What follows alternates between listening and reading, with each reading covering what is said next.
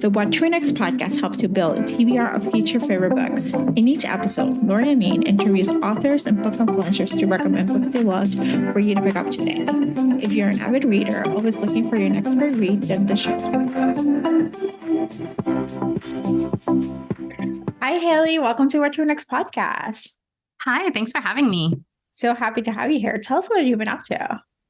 I am currently writing the third book in my Infernal War Saga trilogy. So I've been working on that since late January. That's my cat protesting the fact that she's not on my lap. Sorry. Yeah. And I'm about 40,000 words in, which is actually not that far due to my outline being very long and these books being very long. So I feel like I thought I felt accomplished, but then I looked at my pacemaker count and it was not where I thought it was. So oh my gosh, accomplished, but it's getting there. So how many words do you typically have for your book? So they're like 120 or? It depends on which series I'm writing. This one, since it's epic fantasy and there's a lot of world building and there's a lot of moving parts and point of views, these ones tend to be pretty lengthy at like 150,000 words or so. But I figured the genre, I can get away with it because, it's epic, so I can go big. But if I'm writing like an urban fantasy, those tend to be about 100,000 words or so. Gotcha. All right. So we got to talk about your writing and readers to how to get started. So can you give us like a walkthrough of your books and where readers can start because they might be intimidated where to begin, I generally write science fiction, fantasy, romance, and predominantly just LGBTQ characters. So I'm in that little genre corner of the world. I write within all the subgenres. So, my current series is steampunk inspired epic fantasy. The one that I finished about like a year or two ago was urban fantasy. And the one before that was science fiction romance. So it's kind of all over across the board. 2 series are complete. So if you like gay X-Men or gay Avengers, you'd probably like my Metahuman Files because that's the sci-fi one, but it's set on Earth and they just have like superpowers and it's found family. If you like magic and mythology, my urban fantasy one is also complete and that also has a lot of found family. That's like my favorite trope to write. Like get all these crazy people together and have them have an adventure. Yeah. If you sort of like, the epic fantasy and Game of Thrones type of like moving pieces and adventures, that's more of my Infernal War Saga, which is not complete, but it's almost complete. The second book comes out on April 10th, and I'm in the process of writing the third one, so it's getting there. And how many books is that series going to be? Is it going to be 3 books or is it going to be? Yeah, it's a trilogy. So it's going to end on the third book. I typically know when my books, like the series, are ending. So there's no surprise book after the fact with me. There we go. So let's talk about the Infernal War Saga. Like, what was the source of inspiration? What led you to start writing the series? Because it's a little different from the previous series we were wrapping up. So, I'd spent like 5 years in urban fantasy and I really needed a break, but I still wanted to stay within the realm of fantasy because I don't know, I like, magic and things like that.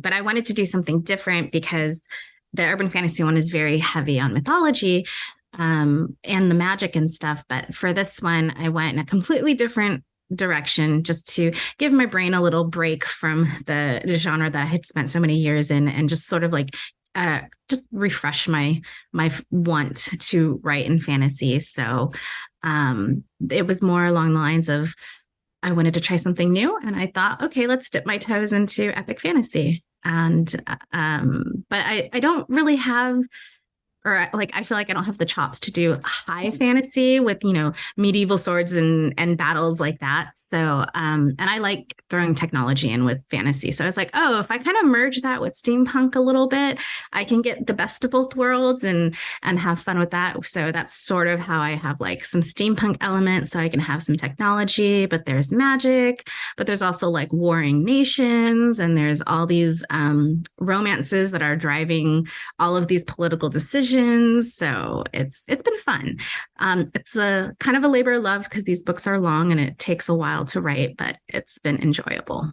So what's the process of world building and like coming up with this process of you mentioned you have an outline, so obviously you have to keep track of all the different moving pieces, but world building is becomes kind of like there is a third character or sometimes like the major character of the book. What's your process for you? I love world buildings. If I could put all of the details of the world into a book, I would, but everybody would be really, really bored if I did that. Yeah. So, if I'm starting a new series, I'll plan out the plot like from beginning to end to figure out like where am I writing myself to, and in the course of doing that, I build the world up around what I want to happen in the book and all the different places I can take it. So if it's urban fantasy, it's going to be set in, the real world, and the real world has the limits that we know.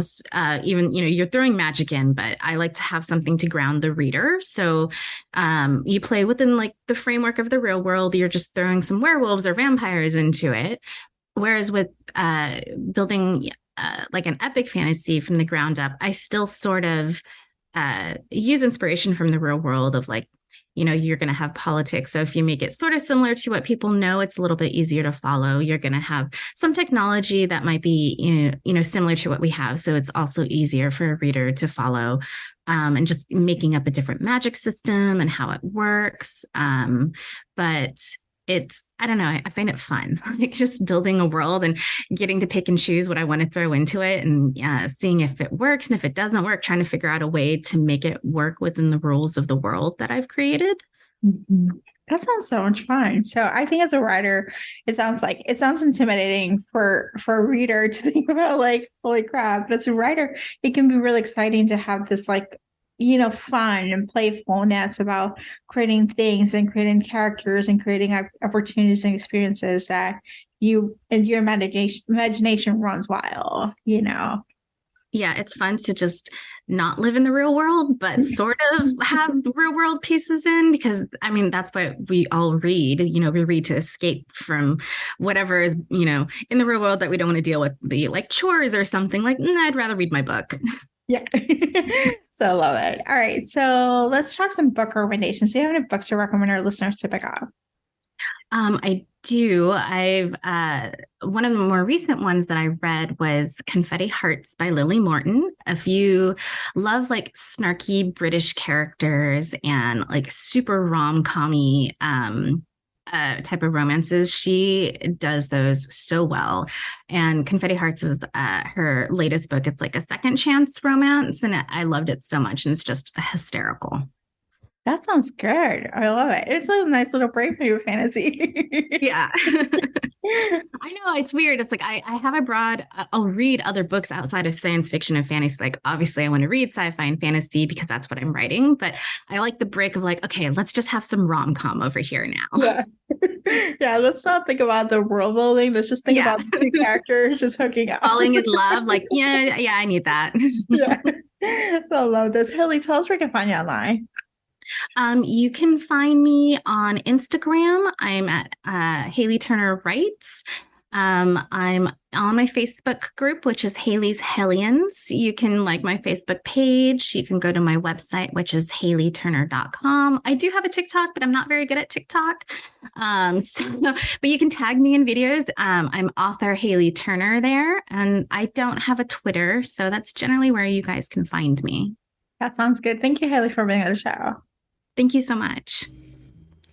If you enjoyed this podcast, feel free to share with friends, subscribe, rate, and review the show. This is the easiest way to support the podcast. For a list of books mentioned and other romance recommendations, please visit whattoreadnextblog.com. Did you know you can purchase audiobooks directly from your favorite local bookstore?